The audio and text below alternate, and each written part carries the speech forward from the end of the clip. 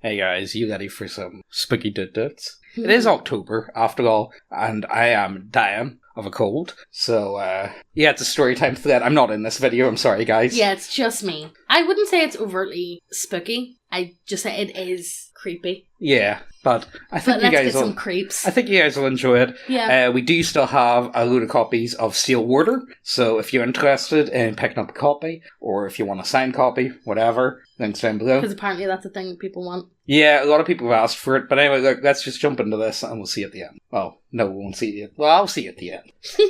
This is the story of how I first heard about the Osage Reign of Terror. It's also the story of a man named Darrell, whose grandson Frank told me the story, and it starts off with what Frank called a ghost storm. I'm working in Oklahoma for a month. Boss man unexpectedly gives everyone the next day off, with pay. Nice. I'm at my motel that night, sitting in the doorway, in a little collapsible chair, staring out at the field across from my room. It's late. Everyone else is asleep. I don't remember what I was thinking about, but at some point I hear a storm approaching. I love storms, so I sit there waiting. I hear it roll across the field towards me. It comes right up to my doorstep where I'm sitting. There's not a single drop of rain. In fact, the sky is perfectly clear. I can see the stars. Not a cloud in sight, but I can literally hear what sounds like heavy rain around me. I kind of feel something brush past my face as the storm moves over the motel. Then everything goes quiet again. I wasn't spooked, just confused. Ended up concluding that it was probably some natural phenomenon, maybe electric, because I definitely felt it around my face and hair. The next morning, it's my day off, so I get up late. Decide to hit up a diner down the road for some grub. I miss the breakfast rush, so it's a ghost town, and just me and some old man drinking coffee at the counter. He strikes up a conversation with basic small talk bullshit. I mentioned the weird occurrence the night before. Keep in mind, I'm still looking for a normal explanation. I ask the guy if he knows what it might have been. He seems interested. Asks me what I heard. I describe the sound to him. I mention how I thought it was a storm at first, but there was no rain. The old guy's looking at me real intently. He asks if I felt it. Yeah, I felt something on my face and hair. Kinda like walking through spiderweb.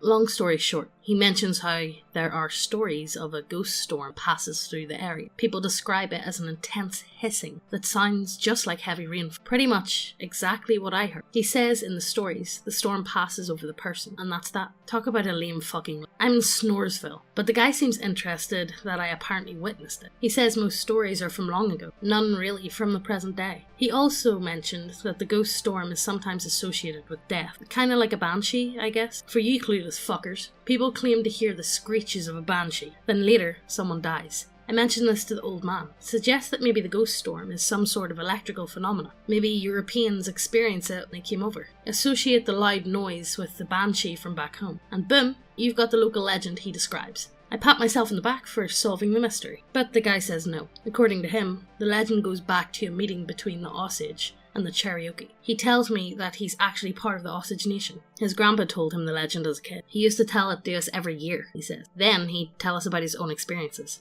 Okay, so no more Snoresville. I love native history, and I especially love native lore. I asked if he'd mind telling me his grandpa's stories. He's reluctant at first, obviously. It's really long, he says. There's kind of a lot to it. I tell him it's my day off, so I've got nothing but time. I have to prod him a bit, but he finally agrees. So he hobbles over to my booth, introduces himself as Frank, and slides into the seat across from me. Then he begins to tell me a crazy fucking story. It's got a lot of history, a bit of folklore, and a nice little murder mystery too. And it goes a little something like this. Cue Native American drums. The Osage were once considered to be one of the fiercest Native American tribes. At upwards of 6 foot, they were much taller than most Europeans, and they loved raiding. Early on in American history, the fur trappers who were drawn near the Osage territories were constantly attacked and killed. The United States decide that it's time to stop playing around, so they arm the enemies of the Osage and encourage them to go to battle with each other. A series of inter-tribal skirmishes follow. Eventually, the raids are all quelled and the Osage are pacified. They ultimately sign a series of treaties with the US.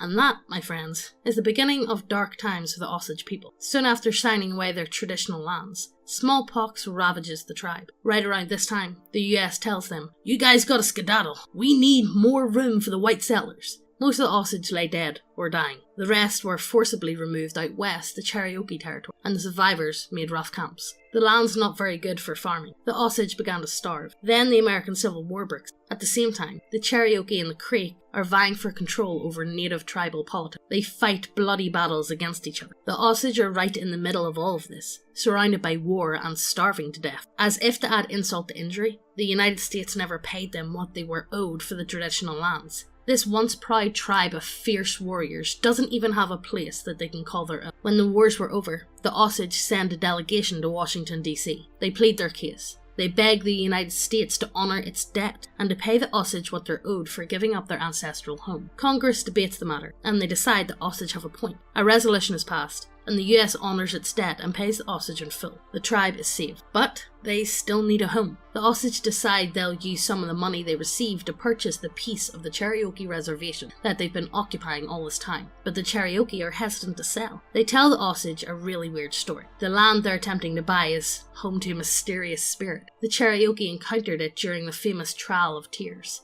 They heard it passing overhead one day, like thunder. It seemed to be following them. Its presence was like the roar of the river, and it scared the people. But their medicine man assured them, "It's just an old spirit," he said. "It doesn't like being disturbed." They asked him what sort of spirit it was, and it is the lamb, he said. He told them all to keep marching and to stay out of its way, and would even leave them alone. The medicine man was old, and he died not long after that. But the Cherokee did as he said. They kept away from this place where the spirit was most often heard. Over time, they simply stopped speaking of it altogether. The elders broke this taboo to warn the Osage. The land that they were trying to purchase, it is where the spirit lives. Obviously, the Osage are a little scared by this, but they're also not deterred. They've been living on that land for quite a while now, and they've never encountered the spirit that the Cherokee speak of. Besides, they need a home, and they don't know what else to do. They insist on purchasing the land, and the Cherokee eventually sell it. The Osage Reservation is born, and they lived happily ever after, right? Yeah, not exactly. Settlers continued to push further west. The Osage were concerned that ultimately they'd be shoved off their land again. The elders came together for a meeting to decide what to do. It's during this meeting, according to legend, that a spirit appeared to them. It was just how the Cherokee described it. The spirit's presence was like the roaring of a river. The spirit told the Osage that dark days still lay ahead, that their home would be occupied by foreigners, that the land would be ripped apart and ravaged. It told them that it had watched over this place for a very long time, guarding it, but its time was coming to an end. It told the elder that they would need to watch over the land themselves now, and in exchange for taking on this burden, the spirit would reveal something to them that would allow the Osage to maintain control over their home. So the elders listened, as the spirit explained everything. When it was finished, the spirit told them that it would always be there in the land, and that the Osage needed to remember it. Then it just left. The sound of the roaring river left with it. The Osage leaders were amazed. One more time, they sent a delegation to Washington, D.C. This time they didn't go to beg and plead. They went to negotiate. Following the spirit's advice, they sacrificed their land. They opened it for outsiders to use, on the condition that the Osage would retain the rights to the subsurface of the reservation. The federal government agreed and passed a resolution selling the deal. The terms laid out by the Osage meant that any minerals that might be discovered on their land, tin, gold, whatever, belonged to the Osage people, and as it turned out, their reservation was sitting on a gold mine. Not literal gold, black gold, one of the largest oil deposits in the entire United States.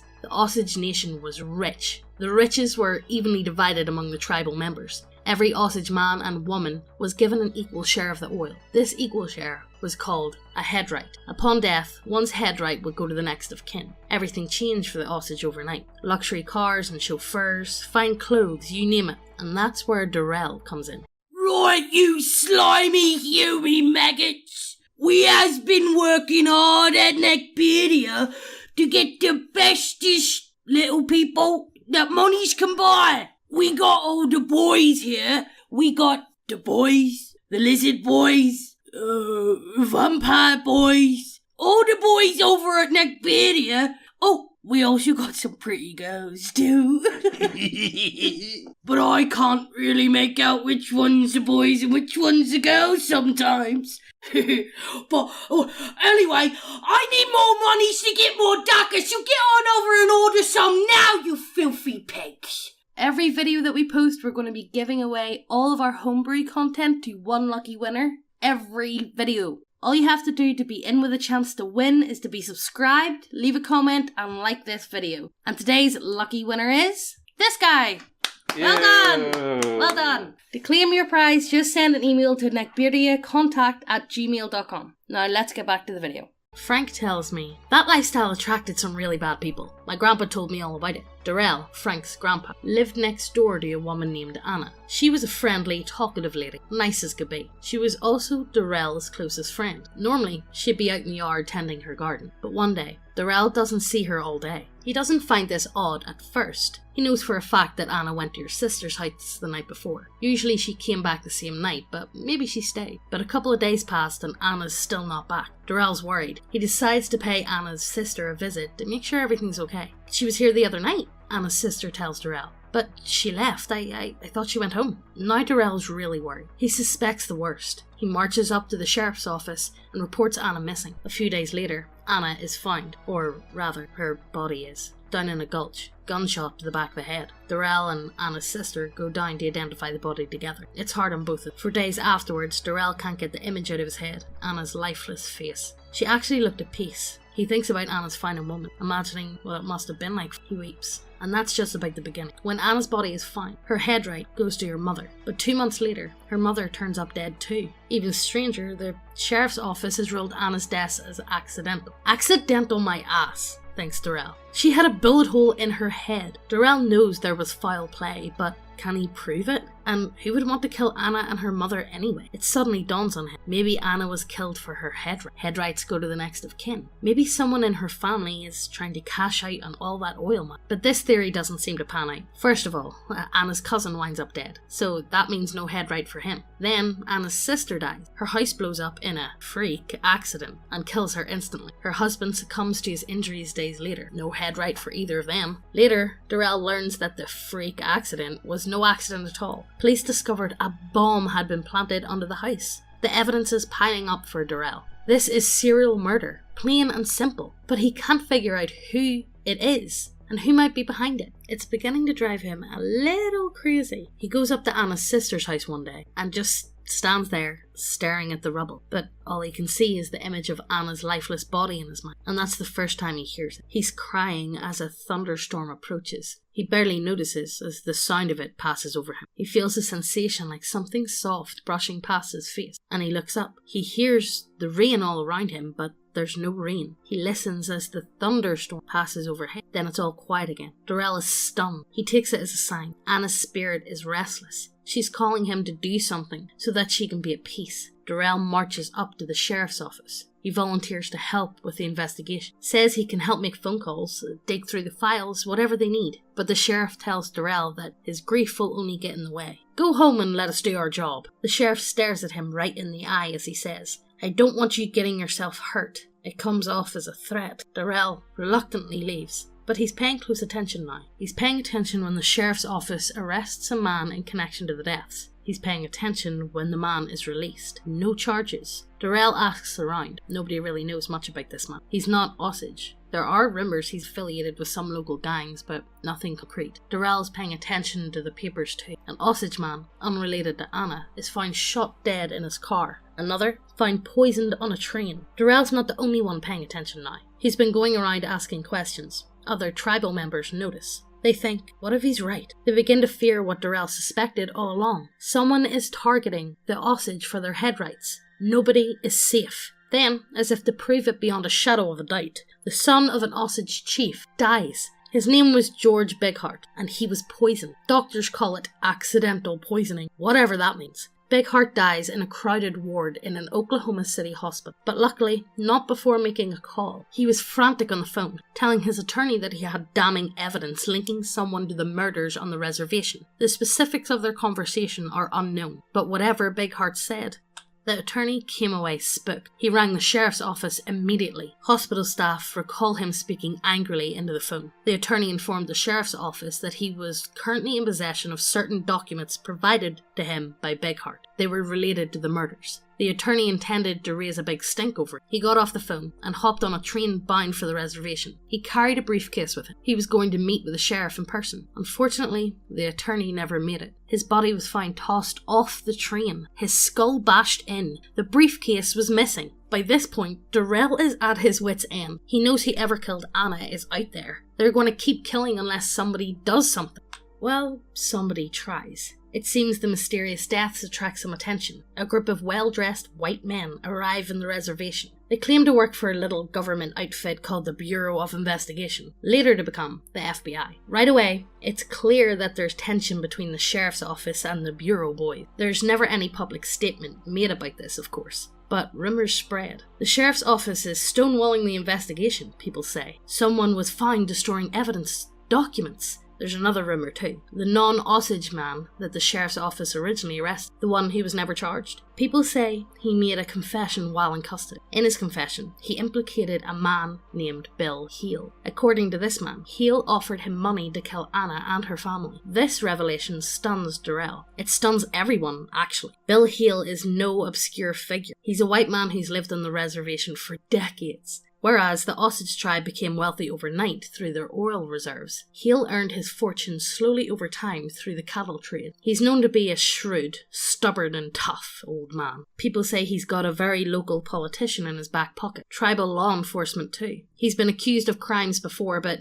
never faced any jail time. If Hale was indeed involved in Anna's death, it would explain why the sheriff's office is stonewalling the Bureau boys. It might explain what George Bigheart knew too, and why he was poisoned. It would also explain the sheriff's odd warning to Darrell, "I don't want you getting yourself hurt." It's not perfect, but at least now Darrell's got a theory. Hale is attempting to increase his fortune by going after people's head rights. He's hiring men to do his killings for him. Maybe he's even got people on the inside too, family members that he splits the oil money with. The sheriff's office knows something about this, but are they really in on the murders? Or are their hands simply tied by Hale's power and influence? It doesn't really matter. Darrell's been looking for a fight, for a way to make himself feel like he's bringing Anna's killer to justice. It's decided. Bill Hale is behind the murders. That's all there is to it. Law enforcement is either protecting the cattleman, or they're afraid to go after him. Either way, Darrell has no choice. He's got to take the law into his own hands. Darrell imagines Hale ordering Anna's murder. He thinks of the sign he received from Anna the day at Anna's sister's house. These things cloud his mind. It's late in the day when he's driving home from work. The sun is setting when he enters his house to grab his gun. The reservation is dark as he marches towards Bill Hale's ranch. He's all alone.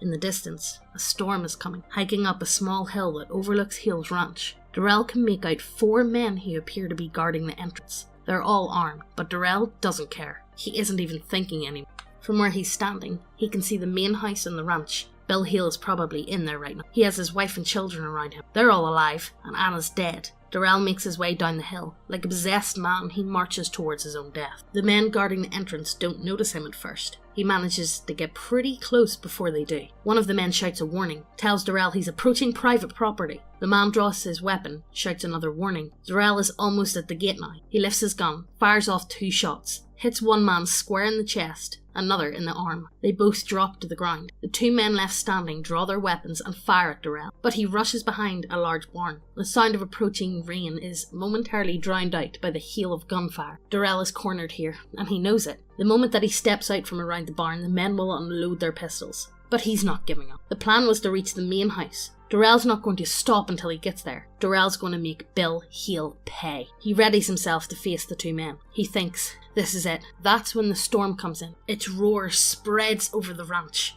It sounds like rain, but there's not a drop in sight. Darrell feels the familiar sensation of something brushing past his face. On the other side of the barn, the men are shouting. They fire off a few rounds. But at what? The storm sound is almost deafening. There's more shouting, but the gunshots have stopped. Darrell peeks out. The men are racing towards the main house. The air is filled with the hissing sound of heavy rain. Darrell's eyes are drawn to the first 2 men he shot. They're lying on the ground. Darrell goes over and kneels beside them. The one he shot in the chest is obviously dead, but the one he shot in the arm, what happened to him? His face is swollen and purple like he took a severe beating. He's not breathing. In the distance, the shouts of the men have become screams of agony. Darrell is frightened. What the hell is going on here? Somehow, in the midst of his fear, the image of Anna flashes in his mind. He looks at the 2 men he killed. The feeling of guilt overwhelms him. His fingers go numb, and he drops his gun. He scrambles to his feet and hurries away from the ranch. As he races home, he continues to hear the roar of a storm in the distance. Just under that, he can make out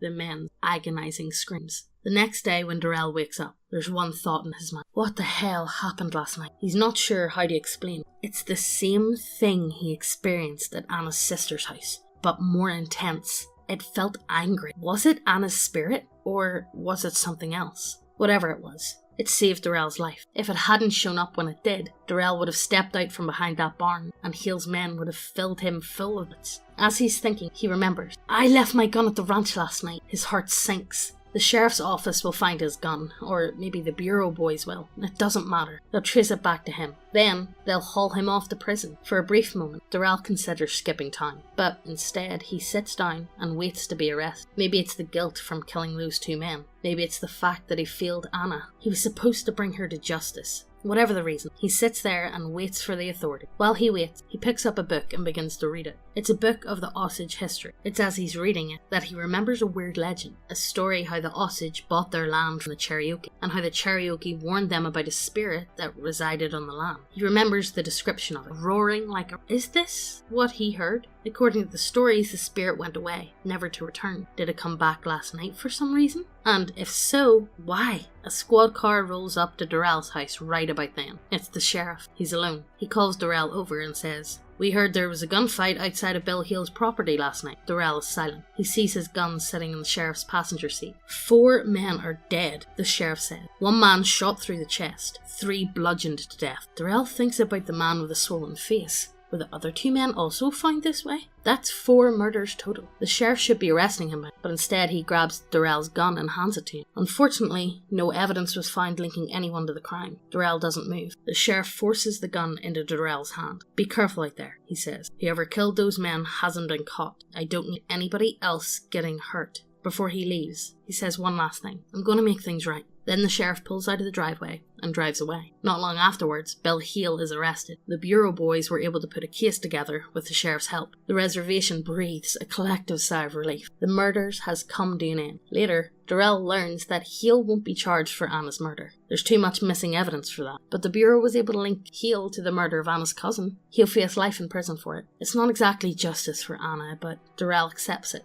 A year later, he's visiting Anna's grave. It's the first time he's seen her stone. He realizes that all this time, he hasn't actually been looking to find peace for Anna's spirit. He himself never accepted her death. He didn't know how to let her go, so he wasn't able to find peace within himself. Seeing her grave makes it real for the first time for him. Darrell breaks down in tears. But in the distance, a storm approaches. It rumbles over the country. It rolls over the cemetery. It passes over Darrell. As he cries, he feels the raindrops falling from the sky. They land on his hand. They cover him completely. When the storm passes, he's all out of tears. That's one hell of a story, I tell Frank. I can't think of anything else to say. Frank says his grandpa used to sit him down every spring and tell that story. Always in the spring, he said, because that's when Anna died. Later in his life, Frank wondered if his grandpa made the whole thing up. He read everything he could in Osage history. In his readings, he came upon something. They call it the Osage Reign of Terror, a string of murders linked to the Osage headright. Most of the information Frank found matches his grandpa's stories. Some things never turned up though. He could never find anything about the Cherokees believing in a spirit that lived on the Osage reservation, or of the meeting between the Cherokee elders and the Osage. But he grew up hearing stories about the ghost storms from people in town. His grandpa used to tell him that was the same spirit he encountered. It was just weaker now. I asked Frank if he believes that. Frank shrugs. If you heard my grandpa tell it, you'd believe it too. After that, Frank and I parted ways. But I'm gonna be honest. His story hit me later that night, hard.